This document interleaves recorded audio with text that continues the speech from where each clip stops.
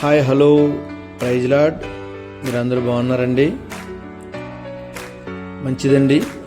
మరొక దేవుని వాక్యం మనం ధ్యానం చేసుకుందాం. దానికంటే ముందుగా మా పరిచర్యను ప్రోత్సహిస్తూ మమ్మల్ని ఆదరిస్తున్న ప్రతి ఒక్కరికి నా హృదయపూర్వక వందనాలు. ఎందుకంటే మీరు సబ్స్క్రైబ్ చేసి లైక్ చేయడం ద్వారా అనేకులకు ఈ వాక్యము చేరుతుందని చిన్న ఆశ. ప్రతి ఒక్కరు కూడా గమనించండి. మంచిది. వాక్యం చూద్దామండి.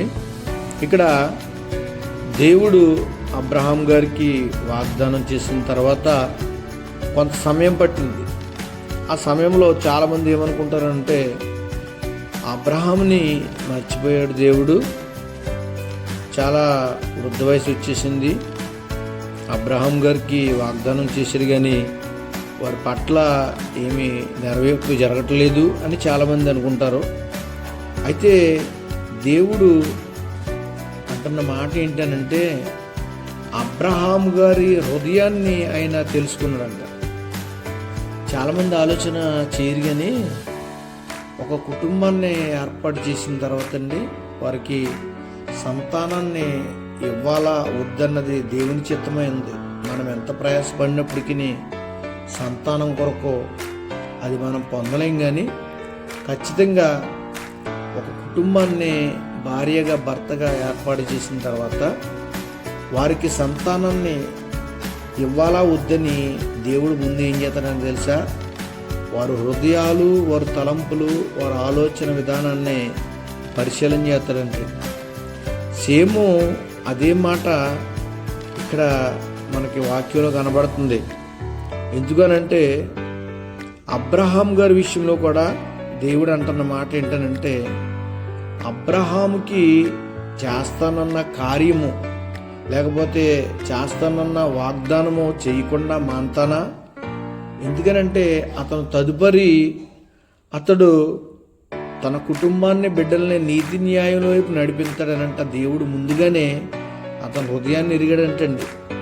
Praise lord. నిజంగా ఆ విధమైన కుటుంబాలు ఉన్నాయా అని ఆలోచన చేసుకోగలిగితే ఒకసారి మనము దేవుని వాక్యాన్ని ధ్యానం చేయగలిగితే చూడండి, ఆదికాండము 18వ అధ్యాయము 19వ వచనంలో ఒక మాట కనబడుతుంది.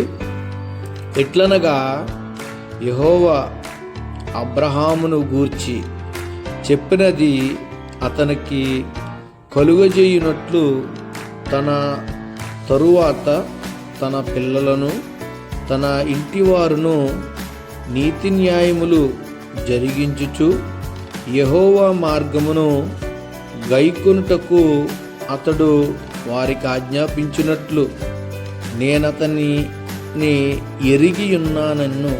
Praise lord. నిజమే కదండి.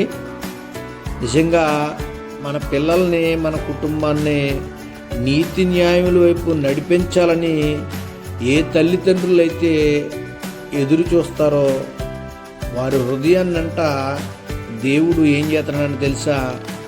ఎరిగి ఉన్నాడు. ఇక్కడ ఆలోచన చేయగలిగితే అబ్రహాము గారి హృదయాన్ని ఎరిగి ఉన్నాడు దేవుడు. ఆ విధంగానే మనము దేవుని కొరకు మన కుటుంబాన్ని, మన పిల్లల్ని నడిపించగలిగితే, నీతి న్యాయముల వైపు నడిపించగలిగితే, అడుగులు వేయగలిగితే దేవుడు తద్వారా మనకి గొప్ప ఆశీర్వాదం దయచేస్తారని వాక్యం తెలియజేస్తుంది. అట్టి కృప దేవుడు మనందరికీ దయచేయను గాక. ఆమేన్. Praise lord.